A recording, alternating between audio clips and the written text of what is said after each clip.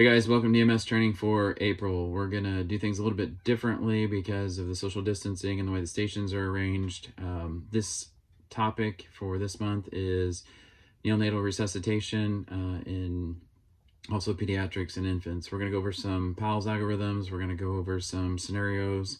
There is a 54-minute video for the NRP program, which is about a 4 to 8 hour program if you sat and took it, including clinicals and things like that. So just wanted you guys to kind of take a look at some of the things that we don't do very often, which is deliver babies. And then if we do deliver a baby, what we would do in the case that it's a preterm child or a patient that is non-responsive, even after clearing airways and doing our normal stuff of drying and stimulating sort of things.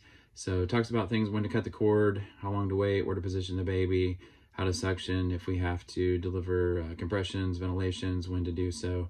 Some of those things are very nerve-wracking, and I'm hoping that it'll make it a little bit easier if and when the time ever comes for you guys to have to deliver babies. There's also some scenarios we're going to go over, some atypical scenarios.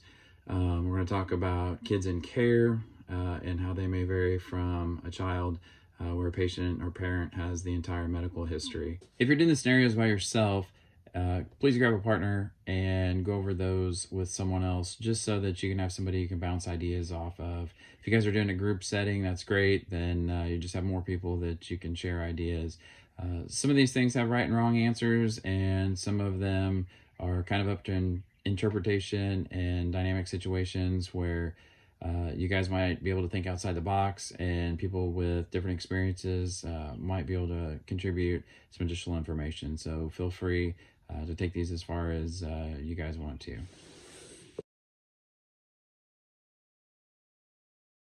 All right, so we're going to talk about scenarios. I've got 4 or 5 different scenarios that I want you guys to go over in respect to infants, pediatric, cardiac arrest, respiratory arrest, and some abuse situations. There's some of these that I really want you to think about. Some abuse questions: whether or not you're going to report the abuse, and if so, how do you do so? Do you know what the steps are and what the follow-up is? So this will be part of the scenario based. If you guys are doing this as a big group. So first scenario: you're called to the scene of a pediatric patient that's fallen off the front porch.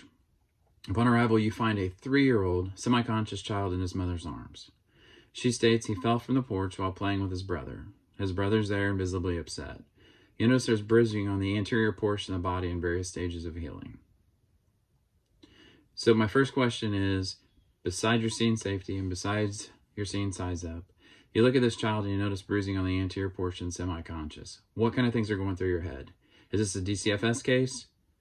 If so, why? If so, why not? So what are your next steps? You obviously have a patient that's semi-conscious. What are the things you're going to look at?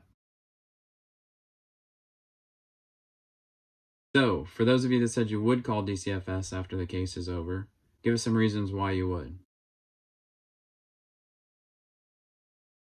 Give me some reasons why you would not call DCFS.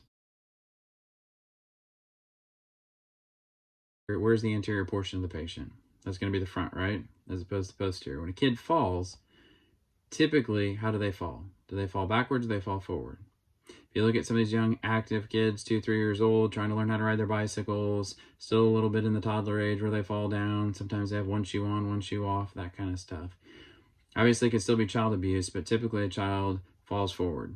If you notice bruising in various stages of the body on the back, trunk, torso, things like that, mom's acting weird, kids acting weird, brothers not acting appropriate, looking at the actual overall picture of the house and living conditions and things like that may lead you down a different path.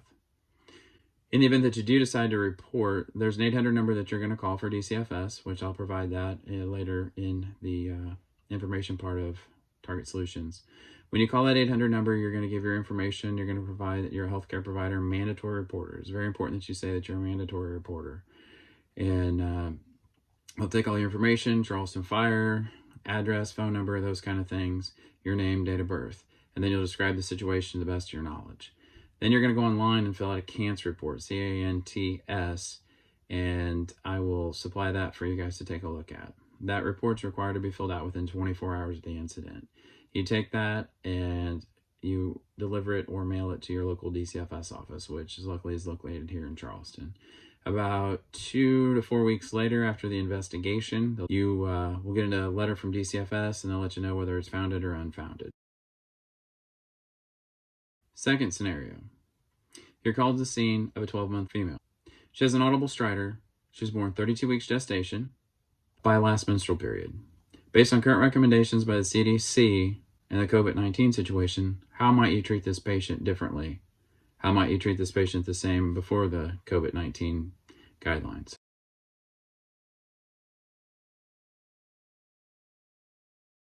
You're called to the scene of a 7-year-old male. He was playing soccer in the park. He's red-faced with difficulty breathing. You notice urticaria on his upper torso. What are your main concerns? What are your priorities? Based on CDC recommendations, current COVID-19, how would you treat this patient? Would you treat him any differently? Is there anything else you would do in conjunction with your normal treatments, or is there anything that you would leave out?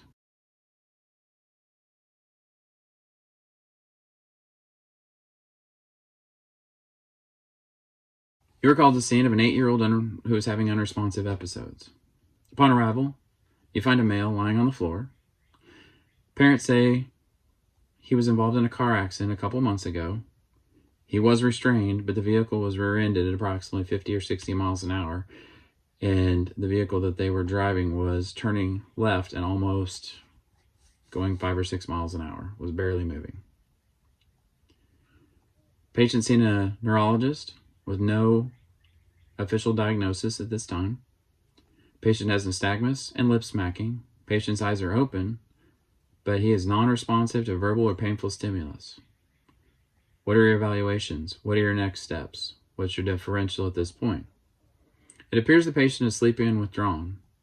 The mother states he did something like this earlier in the day and last week, and typically sleeps for 12 to 14 hours afterwards.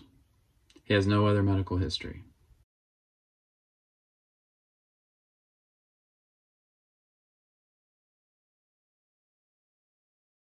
You're called to the scene of an 8-year-old who's unresponsive, but suddenly wakes up. He has multiple unresponsive episodes. Upon arrival, you find a male lying on the floor. Parents say he was involved in a car accident a couple months ago and has been seeing a neurologist with no official diagnosis. Patient has nystagmus and lip smacking. Patient's eyes are open, but is non-responsive to verbal or painful stimulus. What do? The patient appears to be sleeping, but withdrawn. The mother states she did something like this earlier in the week, but slept for 14 hours afterwards. This is becoming more frequent, and she's very, very concerned. You are called to the scene of an 8-year-old who is having unresponsive episodes. Upon arrival, you find a male lying on the floor. Parents say he was involved in a car accident a couple months ago. He was restrained, but the vehicle was rear-ended at approximately 50 or 60 miles an hour, and the vehicle that they were driving was turning left and almost going 5 or 6 miles an hour, was barely moving. Patient seen a neurologist with no official diagnosis at this time. Patient has nystagmus and lip smacking. Patient's eyes are open, but he is non-responsive to verbal or painful stimulus. What are your evaluations? What are your next steps? What's your differential at this point? It appears the patient is sleepy and withdrawn. The mother states he did something like this earlier in the day and last week, and typically sleeps for 12 to 14 hours afterwards. He has no other medical history.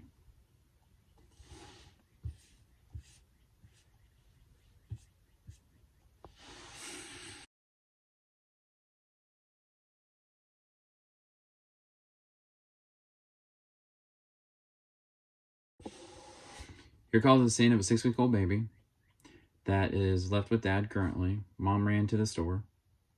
They do weekly trips to the store because of the shelter in place at this time and quarantine. Dad has not actually left the house in a matter of weeks. Baby 6 weeks old. You find him unresponsive, lying in the crib, ashen in color, very, very obtunded, and does not appear to be breathing. Dad states he's not sure what happened. He just knows that put the baby down, says he went back a few minutes later to check on the baby, and that's how he found him. You notice Dad looks like it's been a while since he shaved or took a shower. He appears to be very rattled, and he wants to go outside to smoke a cigarette. What do you do? What are your concerns? What are your suspicions? Discuss amongst yourselves.